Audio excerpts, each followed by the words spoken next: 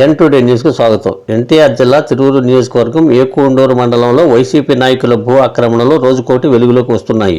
ఏకొండూరు మండలం కమ్మంపాడు గ్రామానికి చెందిన అతులూరి అనసూయమ్మ తన పుట్టింటి వారు అట్టప్రగడలో ఇచ్చిన 4 ఎకరాల 44 సెంట్లు పొలాన్ని మండల వైసీపీ నాయకుడు నరేడ్ల వీరారెడ్డి అతని సోదరుడు సిద్ధారెడ్డి ఆక్రమించుకున్నారని ఏకొండూరులో ఏర్పాటు చేసిన ఇది మంచి ప్రభుత్వం కార్యక్రమంలో ఎమ్మెల్యే కొలికిపూడి శ్రీనివాసరావుకి బాధితురాలు వినతి పత్రాన్ని అందజేశారు. తన పొలాన్ని తనకు ఇప్పించి న్యాయం చేయాలని ఎమ్మెల్యే కొలికిపూడిని వేడుకున్న బాధితురాలు.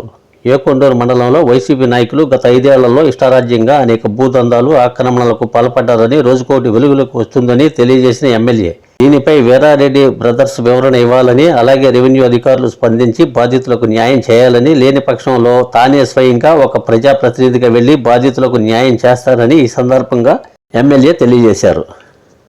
44 సెంట్లు 3 ఎకరాలు 44 సెంట్లు నాన్నగారు ఇచ్చింది.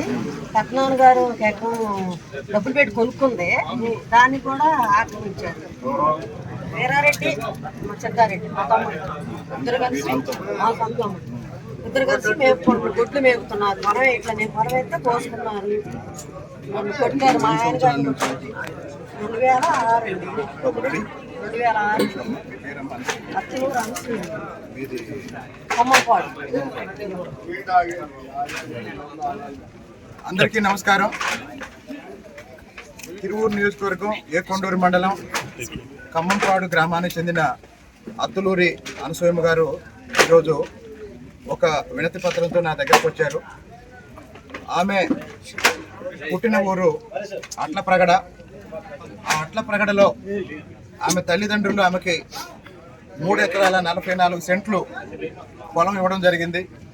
అయితే ఈ 3 ఎకరాల 44 సెంట్ల పొలాన్ని అట్లప్రగడ వైసీపీ నాయకుడు వీరారెడ్డి గారు ఇంటి పేరు నరేడ్ల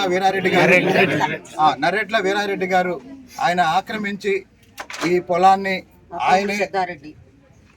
ఆయనతో వీరారెడ్డి గారితో పాటు సిద్ధారెడ్డి గారు వీళ్ళిద్దరూ కలిసి వీరారెడ్డి గారి సపోర్ట్తోనే సిద్ధారెడ్డి గారు కాబట్టి వైసీపీ నాయకులైన వీరారెడ్డి గారు ఆయన ఏకొండూరు మండలంలో అట్లప్రగడ, కమ్మంపాడు చుట్టుపక్కల గ్రామాల్లో ఎన్ని రకాల అరాచకాలు చేశారో దానికి నిన్న ఒక భూ ఆక్రమణ విషయం నిన్న చెప్పాము.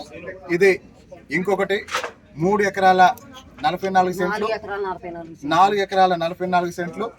మరి దీనికి వీరారెడ్డి గారు ఏం సమాధానం చెప్తారు, రెవెన్యూ అధికారులు ఏం సమాధానం చెప్తారో ఇప్పుడు చూద్దాం. నేను పిలిపిస్తాను.